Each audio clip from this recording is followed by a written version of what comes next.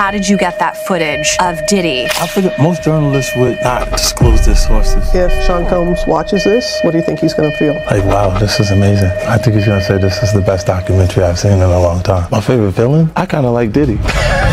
There are no misconceptions about me.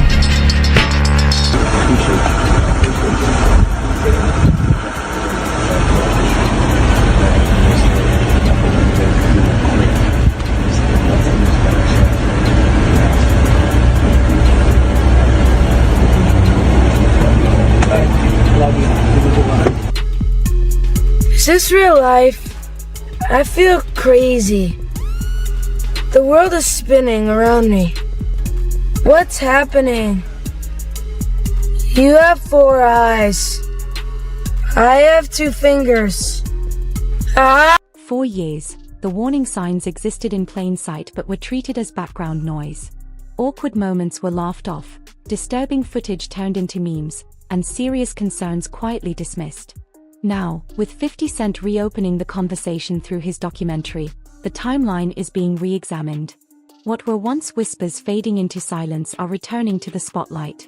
At the center of this renewed scrutiny is Diddy, a dominant force who shaped careers, and Justin Bieber, a young star pulled into that powerful orbit before fully understanding it. This is not about social media hype or recycled rumors. It's about influence, quiet compliance, and how truth can remain buried for years when powerful interests benefit from keeping it that way. Yeah, so as soon as you turn 16, you know what I'm saying, I'm gonna let you rock this every time you come to LA. Yeah, this gonna be yours. So every time you come to LA, it's a little dusty, but you know, come get the front shot of this. Man. That out. Minute. Woo. Okay. Okay. Alright, so I'm gonna be driving this next year. Yeah, when you get 16, you come down there, you gotta, you know, wear your seat. I mean, I'm 15, you could ride in the passenger seat. I got my permit. Not yet. No. Alright, No. 16. You're not ready. Let's slow down. Let's slow down, Josh. Okay. Let's slow down, One okay? step at a time. But yeah, the keys is yours when you get 16. You good to go. I'm good to go. Yeah. Alright. Then, when you get 18, you get the house. You get the mansion. Okay. I get the mansion? Yeah. So where are we off to now? Where would you like to go? I mean, wherever you want to go. Where are we going? So check this out, yo. Justin, you ever seen the movie 48 Hours? Right now, he's having 48 hours with Diddy, him and his boy. They're having the times of their lives, like, you know, where we hanging out and what we doing. We can't really disclose, but it's definitely a 15-year-old's dream. You know, I have been given custody of him. You know, he signed to Usher. I'm signed to Usher. I had legal guardianship of Usher when you know he did his first album. I did Usher's first album. I don't have legal guardianship of him, but for the next 48 hours, he's with me. So and we gonna go full crazy. Going crazy. Crazy. I'm taking this out tonight. What you want to do? What you want to do over the next 48 hours? 48 hours. Let's go. Let's just go get some girls. Let's go hang out with some girls. A man after my heart. That's what I'm talking about, kid. Justin Bieber's rise was presented as a flawless modern success story. But behind the spotlight was a far more complex reality. A young performer navigating adult power spaces with little visible protection. Archival footage and interviews place him in environments where access, status, and influence appeared to outweigh age-appropriate boundaries. 4 years, these moments were visible yet dismissed as standard celebrity culture rather than questioned as part of a broader pattern. This is not about one isolated incident. It's about normalization. About an industry conditioned to stay silent. When youth becomes a currency for opportunity, the issue is no longer fame. It becomes accountability. And who ultimately pays the price?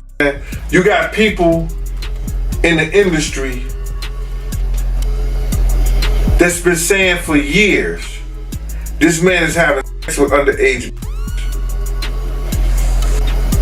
So now the federal government is looking at that like, yo, when is somebody gonna come forward?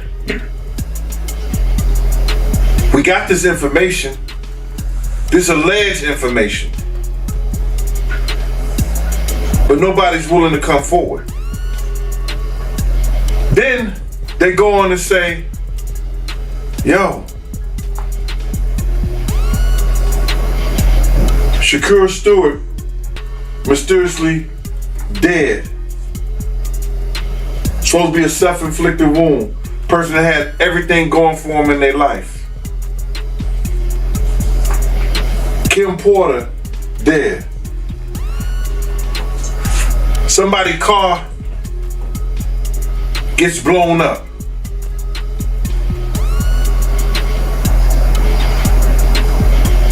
This guy is walking around threatening other actors, people. Somebody got to get involved in it. If it ain't the state, let it be the feds. Somebody got to stop him. He lucky that God given him the opportunity to be stopped while he's alive, then have to go to hell and face that shit. He got a chance to repent now, change his life. You mentioned minors, you know, and a lot of people have been trying to drag Justin Bieber into this situation because there's a lot of like suspect looking videos with Diddy and Bieber in it, and you know, they're making 4 years. 50 Cent positioned himself as an outsider to Diddy's inner circle. Close enough to sense the atmosphere, but unwilling to step fully inside.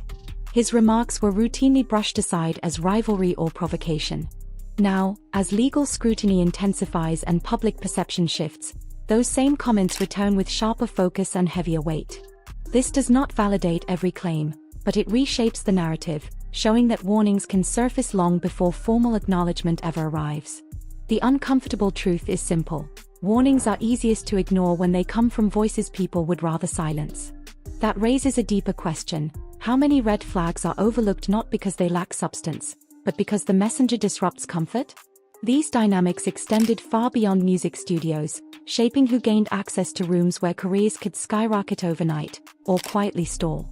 Justin Bieber's proximity to that circle reflected a broader industry pattern, where advancement often flowed through private networks and powerful gatekeepers rather than transparent, accountable systems. You know, Diddy bought his son a Bentley. Maybe, you know, he could buy you one also. Got me a Lamborghini. And yeah. Oh, well, that's nice. I haven't gotten it yet, though. Yeah, I know. Yeah, I know. When is that coming, that Lamborghini? We talked about this last time. He had the Lamborghini for a day or two, and he had access to the house, and he knows better than to be talking about the things that he does with Big Brother Puff on national television. Well, apparently not. Something, everything. You believe the guy in the tape is white? If he's bigger than Diddy, and he's not none of the names that I said, probably so. But then they say he was young too. Yeah, they say he was young. Let me get his name right. I hope it ain't the Bieber. I hope it's not the Bieber. That's a good one. It might be him. But if they saying that the guy is young and he's an A-lister, I can't think of that many black people, man. Right. Not at all. And somebody that's more powerful, more of a celebrity than Diddy. You understand what I'm saying? If they were saying somebody that was more celebrity than Diddy, he was an A-lister, he was younger. You know what I'm saying? And if he's not black, it would have to be the Bieber. That's his name, Bieber? They said I got that wrong too. Justin Bieber, allegedly. I don't know, bro. Right. But when you heard the news that Diddy, he had a tape with another man, did that catch you by surprise or no? Well, all this shit is by surprise to me. A lot of this shit is by surprise to me, to be totally honest, man. Because I knew Puff. I knew Puff Daddy. The deeper issue isn't limited to what may have occurred behind closed doors. It lies in why accountability collapses in systems where success depends on proximity to power. When advancement is driven by access, Boundaries blur and caution begins to look like weakness instead of protection. In that environment, authority becomes the fault line. Who truly has the freedom to say no? And who pays the price when they do? Diddy, before he was Love and Brother Love and back to Diddy. So, no, but the diddler, he's the diddler now. A lot of it's surprising, but it's not unheard of. Because you hear of all kinds of shit, and whether it registered with you or you internalize it or something like that, that's a whole nother story. But a lot of this stuff is crazy. But this is the world that we live in now, man. That these individuals thinks is all right. Bruh, when does it comes all right to be sitting there eating food off a naked woman? When did we start doing what they do? Let's keep it a buck. When did we start doing what they do? These guys is popping pills. They got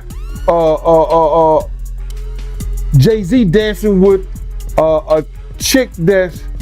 Long before Justin Bieber became a global phenomenon, Usher openly acknowledged entering Diddy's world as a teenager. He later admitted that the environment exposed him to pressures far beyond his age. That history matters, not as rumor, but as precedent. When similar dynamics appear across generations, coincidence weakens and patterns emerge.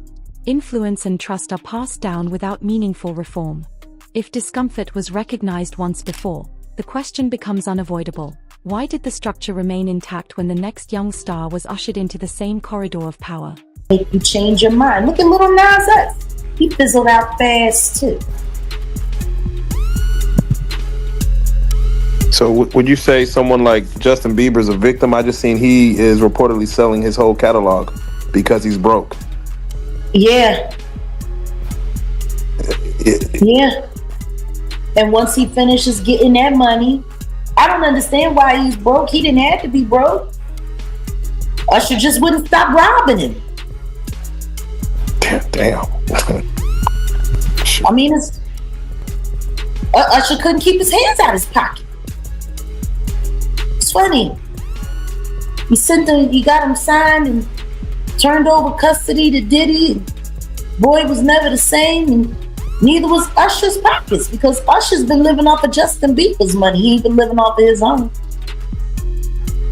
Because the truth is, Usher don't really make that kind of money. And I'm really just kind of sick and tired of Usher reigning. Yeah, I'm really kind of disgusted with Usher reigning,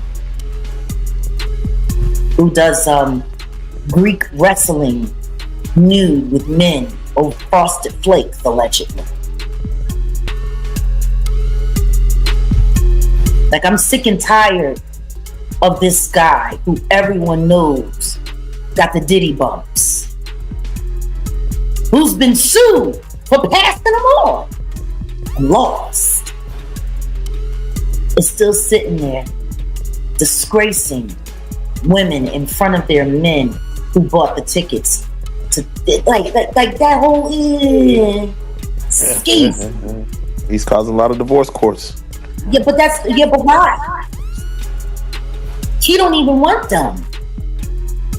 Don't want them women.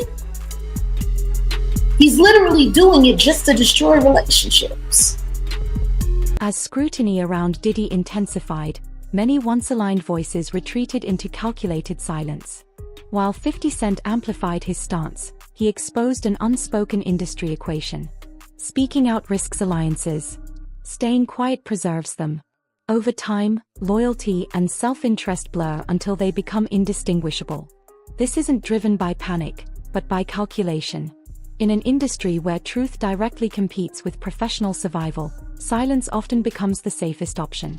And that sharpens the central question: is genuine accountability even possible in a system designed to protect itself?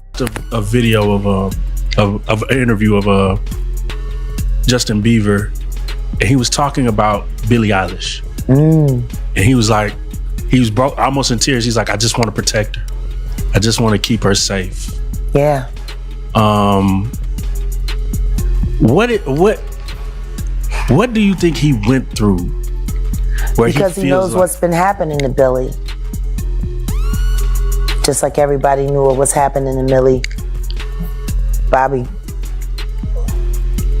Brown girl with Drake. These people are monsters.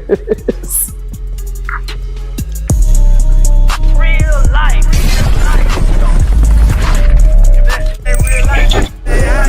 It ain't real life. Just a real thing. Real life street star. You know what time it is.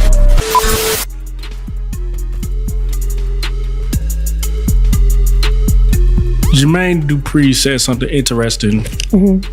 He said the reason that R&B isn't as powerful as it is anymore is because children are going to church. Yeah. What is it about the transfer from the spiritual to the secular do you believe that's what made R&B so powerful? Understand this. Rhythm and blues